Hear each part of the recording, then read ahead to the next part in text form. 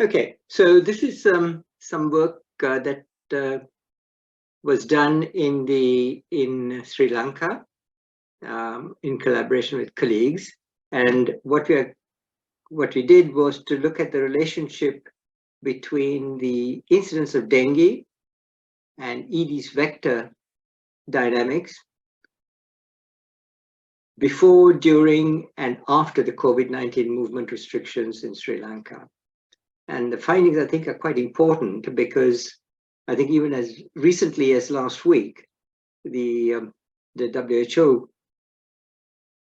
officials in directing the neglected diseases dengue program are saying that during the COVID-19 restrictions, the dengue incidence actually went up because the control dengue mosquito control effects were put on hold because people couldn't move away. But we find this not to be true, and we've recently shown this, and I'd like to talk about that. So this data is based on data from Sri Lanka, which is an island just off the coast of southern India, and island composed of 25 districts, and we will talk about the vector collection, aedes vector collections in Jaffna city in the northern Jaffna Peninsula, which is an academic project, and of course we couldn't have done it in other areas, but data from the highly populous Gampaha and Colombo districts appear to be supporting our work, and that's been published as well. So dengue, and just to introduce the background, dengue is an endemic disease and it's a notifiable disease that you have to inform the Ministry of Health if you have a patient coming up with dengue. The population in Sri Lanka is rapidly capable of accessing readily available and free healthcare for many years. COVID-19 was first detected in late January 2020. And this led to the institution of very severe public health measures that stopped the movement of people. This included, for example, stay-at-home orders, closure of educational institutions and many working places from March 2020 to April 2021, which I shall call period A. These restrictions were gradually lifted and variably so between different districts from May 2021 until November 2021, and I call this period B. And they were completely removed after November 2021, which I call period C. The background is that access to medical care was never restricted, even during the very severe movement restrictions during period A. So people, if they needed to go to a hospital or see a medical practitioner, they could do so. COVID vaccination was begun in Sri Lanka only in February 2021. The other background information that we should remember is that the main vector of dengue in Sri Lanka is Aedes, the mosquito Aedes aegypti, and Aedes albopictus is a secondary vector. And that's partly because Aedes aegypti feeds mainly on humans. It takes blood meals only on humans, and Aedes albopictus can also feed on other animals. So the methods we used involved applying what's called the seasonal autoregressive integrated moving average model, or SARIMA, to predict dengue, the monthly dengue incidence in each of the 25 districts of the country from March 2020 to July 2022 when the study concluded. And this was based, the prediction was based on the immediate 5 years preceding the pandemic. That's from January 2015 to February 2020.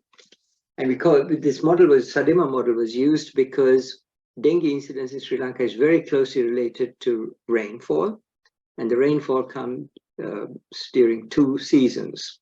The southwest monsoon season, May, June, and the northeast monsoon season, which is typically October, November, and sometimes December in the year. So OB trap collections were made in the Jaffna city for Aedes aegypti and albopictus larvae, and this was done during periods A, B, and C, and compared with pre-pandemic 2019 period when the mosquitoes larvae were also collected. And this was an entirely unrelated vector biology study, which of course provided very interesting information, fortunately. So this slide shows you the reported and predicted dengue incidence in the whole of the country. So the green line shows the dengue incidents that were reported in the pre-pandemic 5-year period. And then we come to periods A, B, and C during the pandemic restrictions. And you can see that the dengue incidence has fallen very dramatically compared with what is shown in the red line, which is the predicted dengue incidence based on the pre-pandemic period. So the actual number of dengue cases reported in the country, which is a record maintained by the Ministry of Health, was actually decreased quite dramatically during periods A and B in particular. And even in period C, it didn't get back to normal, catch up with the predicted values until about June, July 2022. So there was a lag period, which actually is quite easily explained because we will see later that the vector populations had to build up. So the reduction in dengue was 74% from March 2020 to April 2021, that is period A, very dramatic. And then during period B and C, periods B and C, the total reduction was 49% and was obviously less so in period C. So much of that reduction was due to period B, but we just analyzed, we are presenting data here for both periods B and C. The next slide shows the predicted and reported number of dengue cases in the Jaffna district, the Northern Peninsula, and related to the where we could relate it to the monthly rainfall data in this restricted area. And you can see that in the pre-pandemic period, the dengue incidence went up soon after the rains, which was predominantly the northeast monsoon in this part of the country, but also sometimes a bit of the southwest monsoon. And then during the movement restrictions that were in place in period A, the very severe ones, the dengue incidence actually dropped very dramatically and remained low even during the period B compared to the predicted dengue incidence based on the pre-pandemic areas. And the fall in dengue cases reached 90% in the Jaffna district.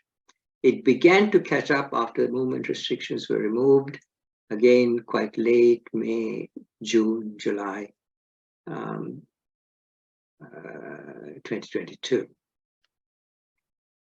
Next slide, please. And here we show the Aedes larval data in terms of the proportions of ovitraps with larvae out of all the ovitraps placed in this in the Jaffna city area. This was the result of a chi-square test. And we can see that the Aedes aegypti and albopictus populations were very significantly reduced during period A compared to the pre-pandemic period.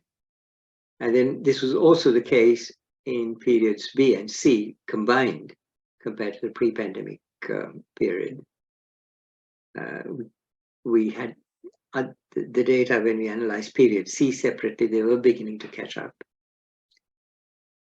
And we also, when we compare period A with the very severe restrictions compared to periods B and C, Aegypti, proportion of ovitraps to the Aegypti was significantly reduced, and this was also the case for albopictus. And in periods B and C, there were more Aegypti in ovitraps than albopictus, significantly so. And then we looked at the number of Aedes aegypti and albopictus larvae that we could collect in the ovitraps, not just the proportion of ovitraps that are positive.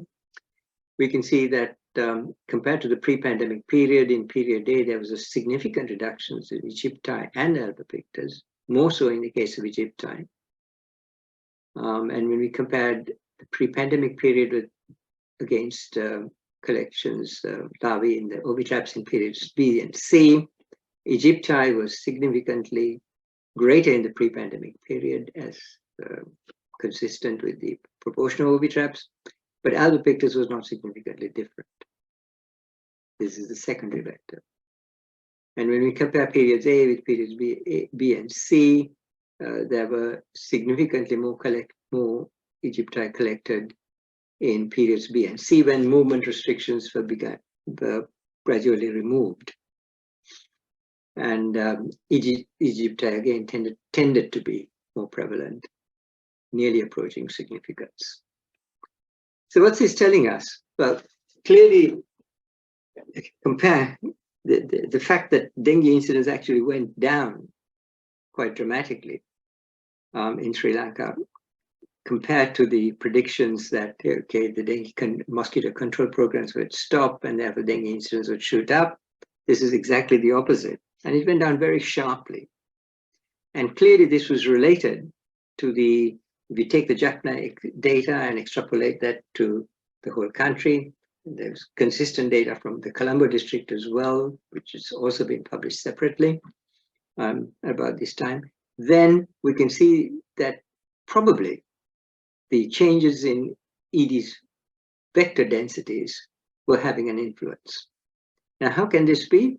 Well, we go back to the famous McDonald equation for the transmission of malaria, but which is equally applicable to the transmission of dengue.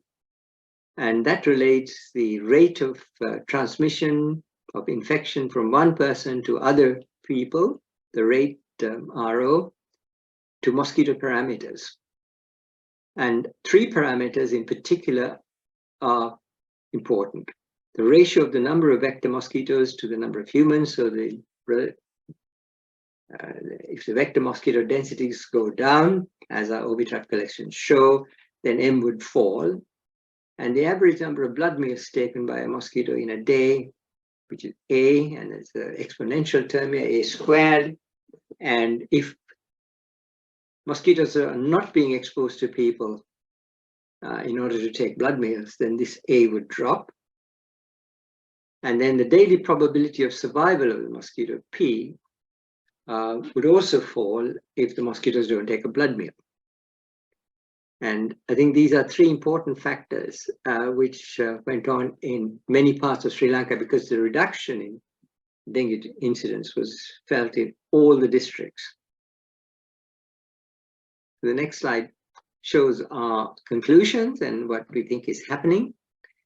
Well, we think that movement restrictions, people going to work, to schools, temples, and all the other areas, bus stations where people congregate, surprisingly reduced access to blood meals and decreased human biting rates of the Aedes vectors. This in turn led to lower vector densities, particularly of Aedes aegypti, because they rely almost entirely on human blood meals, and decreased entomological inoculation rates for dengue virus as a result into humans. And this produced a lower dengue incidence. Now, people seeking medical help for illnesses such as mosquito-borne diseases was not restricted during the movement restriction periods. So it's probable that there was a small impact due to people reluctant to travel to hospital or to medical clinics to report or seek help for dengue fever that they may have contracted. But what seems very clear is that there are very significant and large decreases in vector densities, particularly of Aedes aegypti, was mainly responsible to the reduction in dengue cases. And this was really due to the fact that people did not go out of the homes. And the homes in Sri Lanka probably have better dengue mosquito protection measures than public places like bus stations, temples, schools, and so on. So this was actually the prime reason we believe, and that we have proposed, was the prime cause of the lower dengue incidence in Sri Lanka. And it has also been seen in a few other countries. There's never been a huge increase in dengue during the COVID-19 movement restrictions, except a small increase was observed in Singapore, which has an entirely different mosquito control program, with public places having very, very strong mosquito control, dengue vector control measures in place. Unlike in Sri Lanka, where public places are in fact relatively neglected compared to the homes for dengue control. So we think this is important, and we know that people movement is involved in transmitting dengue. There are some academic studies in the US which support that with respect to arboviruses in the US. So thank you very much, and I would be happy to answer any questions. And I'd like to thank the organizers for their support in allowing me to present this work. And